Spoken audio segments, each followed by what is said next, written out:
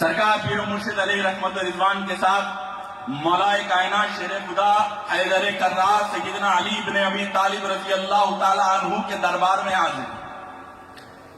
Hotel میں سارے مریدین باہر نکل گئے، تیار ہو گئے، اور سارے کے سارے انتظار میں ہیں کہ پیر کے ساتھ باب العلم کے دروازے میں دربار میں حاضر دیں گے۔ سارے کے سارے بے چینی سے انتظار فرما رہے ہیں۔ پیر و مرشد غسل خانے میں کافی دیر تک غسل فرمائے، پھر باہر بنین میں نکلے، اپنے جسم مبارک کو عطر سے کافی حد تک لگایا، پھر کرتا پہنے اس پہ کی عطر مس کیا۔ میں نے پوچھا بابا حضرت عید کے دن بھی اتنی تیاری نہیں ہوتی؟ تو بولے کہاں جا رہے ہیں، کس دربار میں حاضر ہو رہے ہیں۔ شایا پہنا، داڑھی مبارک کو عطر لگایا، داڑھی سوار رہے، سج رہے، اتنا سج کے میں نے اپنے پیر کو کبھی نہیں دیکھا جتنا مولائے کائنات شیر خدا کے دربار میں جاتے وقت دیکھا۔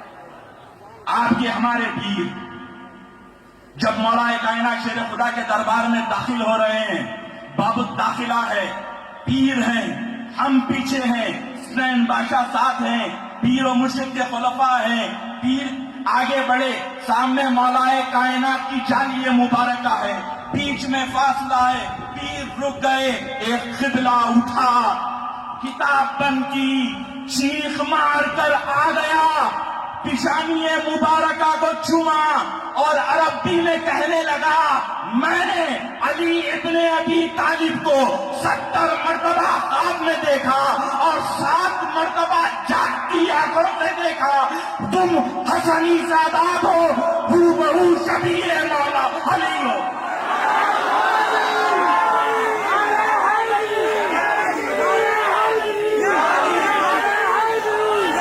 تم ہو بہو شبیہ مولا علی ہو، یہ کہنا تھا۔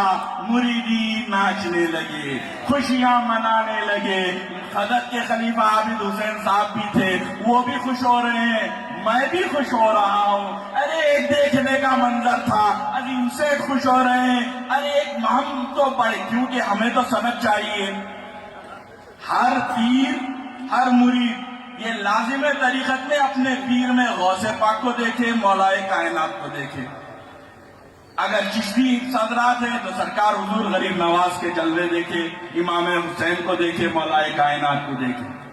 تو یہ اپنے پیر میں سب کو دیکھتے ہیں، تو مجھے بھی میرے پیر میں وہ نظر اب آتا، سمجھ میں آئی۔ اور لوگوں نے وہاں کے چیخ مار کے یہ کہہ بھی دیا کہ حضرت آپ کے یہ جو شہزادے ہیں، یہ جو حضرت آئے ہیں، یہ حضرت جی ہیں، یہ مولائے کائنات شیر خدا کی شبیہ ہے۔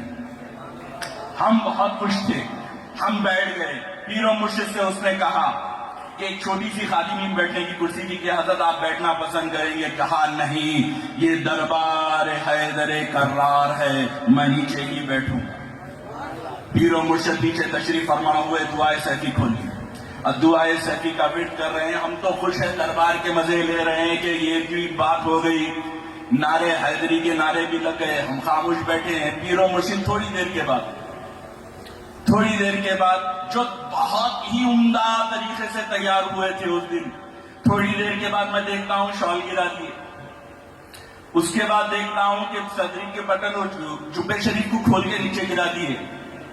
ایسا ماجرا کب ہوتا تھا کہ اگر بی پی گر رہا ہو یا لو بی پی ہو یا گرمی ہو رہی ہو، وہاں تو سینٹرلی ایئر کنڈیشن تھا، سردی کا موسم تقریباً اچھا موسم تھا۔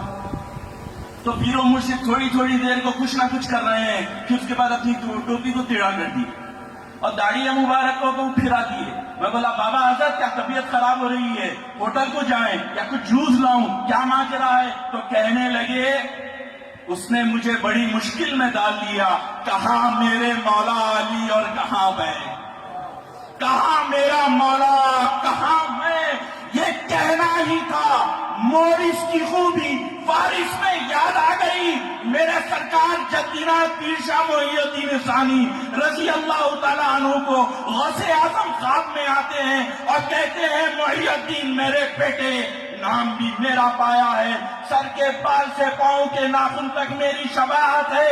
پیر صبح اٹھ کے اپنی داڑھی کا حلیہ بدلتے ہیں اور کہتے ہیں کہاں غوث اعظم کہاں میں۔ وہی میں نے اپنے پیر کی کرامت مولا کے دربار میں دیکھی.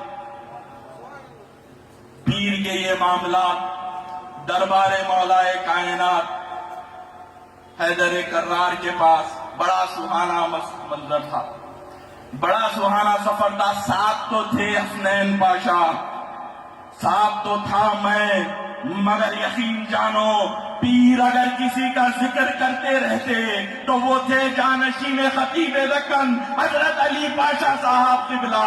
ہر وقت یاد کرا کرتے کہ بڑے صاحب کے ساتھ آنا تھا, بڑے صاحب کے ساتھ چلتے تو بڑا مزہ آتا تھا.